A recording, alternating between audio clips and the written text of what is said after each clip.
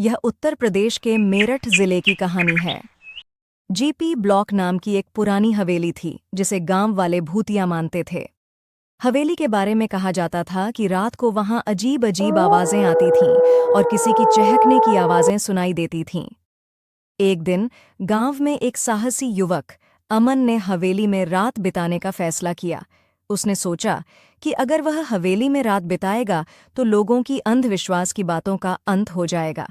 रात होते ही अमन हवेली में पहुंच गया।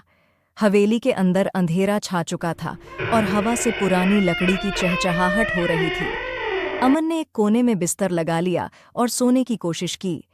आधी रात के करीब उसे अचानक एक ठंडी हवा का झोंका महसूस हुआ और एक अजीब सी चहक सुनाई दी। अमन ने चादर को सिर तक खींच लिया और खुद को ढक लिया, लेकिन चहक की आवाज और ठंडी हवा के बीच वह सो नहीं सका।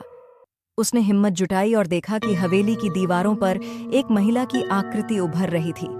वह आकृति धीरे धीरे उसकी ओर बढ़ रही थी। अमन ने खुद को शांत रखते हुए उस आकृति से पूछा, तुम कौन हो? आकृति ने धीरे से उत्तर दिया, मैंने अपने पति को खो दिया और उसकी आत्मा की शांति के लिए यहाँ फंसी हूँ।